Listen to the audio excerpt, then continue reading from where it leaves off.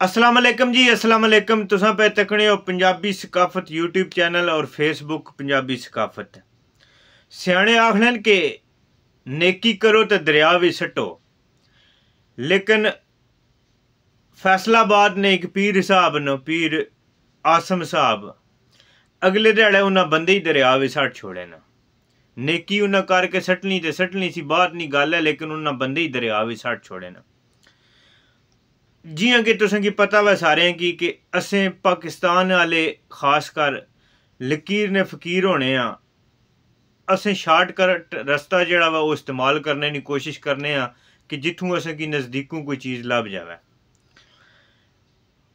फैसलाबाद ना एक इलाका वा, उस विच पीर साहब आ गए। पीर साहब अपने कदम जमाने शुरू कर दिते। इसलै पाकिस्तान विच ना सब तो वड्डा कारोबार बिजनेस जेह्ड़ा वै ओह् पीरी मरीदी ना वै। पीर साहब जनाब अपना काम शुरू कर दिता, मरीद बनाने शुरू कर दिते, अपना जनाब फूका मारनियां शुरू कर दित्तियां। कुछ अरसा गुजरिया तो उन्हें अपनी जिहड़ी है ना ओह् आखने पकड़ मजबूत बना ली उस इलाके तै।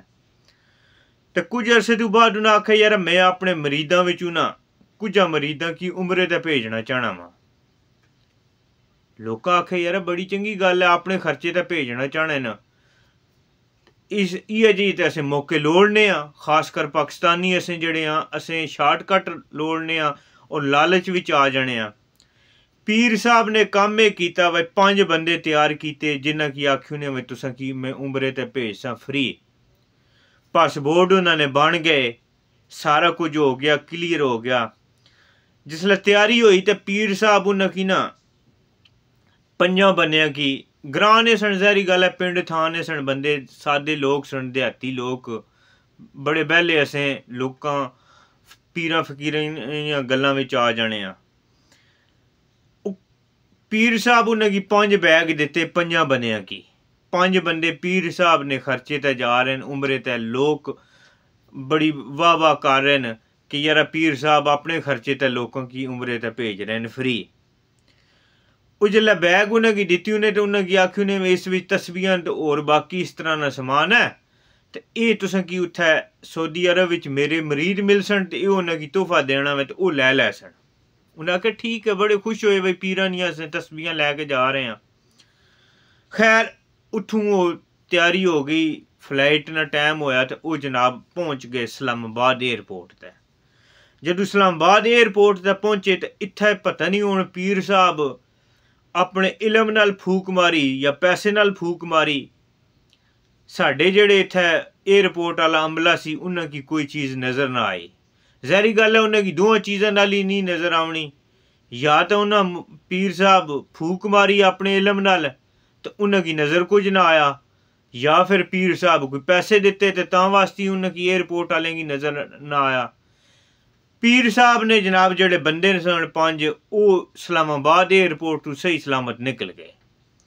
जिसलै निकल के जद्दा पहुंचे ना ते इत्थै जनाब उन्हां की एयरपोर्ट ते रोक ली उ'नें, क्योंकि इत्थै ने जेह्ड़े लोग न ना ओह् अपने मुल्क नाल मुनाफिक न ते ना कोई इस तरह न उन्होंने दिलै विच कोई लालच है ते ना कोई गल बात है।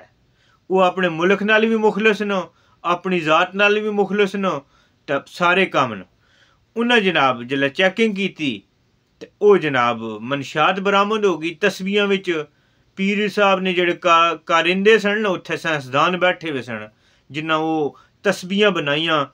उन्हां तस्बीहां विच ऐसी ऐसी तकनीक नाल जनाब उन्हां मनशात भरी कि ओह् तकने आह्ले भी बड़े हैरान ते परेशान रह गए। उन्हां तस्बीहां में मनशात सी, बाकी जेह्ड़ियां चीज़ां सन उन्हां में जनाब उन्हां मनशात भरी भी सी ते ओह् जनाब जद्दा एयरपोर्ट ते नप ले। हुण इसलै ओह् बंदे जेह्ड़े न ओह् जद्दा नी जेल विच डक्के हुए न। जेह्ड़े पाकिस्तान विच उन्हां दी फैमिली है ओह् जनाब इस वक्त रो रो के इल्तजा कर लगे हुए न हुकूमत पाकिस्तान अग्गै, वजीर आला साहब अग्गै, चीफ जस्टिस साहब अग्गै, वजीर आजम साहब अग्गै, सारे अग्गै अपील कर लगे हुए कि साढ़े नाल जेह्ड़ा वै ओह् इंसाफ करो और जेह्ड़ा हक्का सच्चा मुजरम है उसकी नप्पेआ जावे। ते मेरी दरखास्त है सारे सुनने आह्लें की कि मेरी वीडियो जेह्ड़ी है एह् बतौरे अवामी मैसेज दोस्त अबाग शेयर लाजमी करो ताकि ये पैगाम जोड़ा वा हर बंदे तक पहुँच जाए। खुदारा ना लालच विच आया करो, ना कोई शार्टकट इस्तेमाल करो, अपनी मेहनत करो। मेहनत नाल तुसे जो कुछ भी काम करना अपनी मेहनत नाल करना वा। और इस तरह तुसे दुनिया ने किसी कोने ते जाने हो, जरूर अगर किसी ने समान लैके जाने हो, चाहे तुहाडा अपना अजीज है कोई भी है, लाजमी चेक करो, ठीक है। किसी ते भी बिल्कुल इतबार नहीं करना चाहिए ना, क्योंकि वैसे भी पूरी दुनिया में साडा बड़ा नाम है पाकिस्तानी कौम ना। जिस एयरपोर्ट ते जाइए, जिस मुल्क ते जाइए, बड़ी इज्जत अफजाई होनी है साड़ी। इस मारियों अपनी एहतियात आपू करो। कल रोने नालों बेहतर है कि अज तुसे जेड़ा वा अपने आपे की संभाल लवो, ठीक है। अज हुण उन्होंने घर वाले 5 बंदियां ने क्या पता वो केड़ी उम्र ने, के हिसाब किताब है, रोना पिटना शुरू कीते ने। लेकिन अज हुण ना वो पीर साहब लभने, ना पीर साहब ने करिंदे लभने, ना इत्थे आले ते ना उत्थे आले। इस मारियों जेड़ा वा जरूर तुसे कोई भी काम करने तो पहला तहकीक करो, उसनी जरूर चेक करो वे कौन है तो कौन नहीं। ये पीरी मरीदी वाला काम पीर जरूर है न, लेकिन कोई चंद पीर न, बाकी सारे जेड़े वो कारोबार लैके बैठे हुए। जेड़ा पीर हो सी उसने दिले भी ना लालच हो सी ते ना किसी किस्म ने कुछ होर हो सी। वो अक्का सच्चा अल्लाह और अल्लाह ने रसूल नहीं गल कर सी हमेशा। बाकी अगर मेरी वीडियो चंगी लगे तो ज़रूर चैनल की लाइक और सब्सक्राइब ज़रूर करें और वीडियो की दोस्तों नाल शेयर ज़रूर करें। बहुत शुक्रिया जी।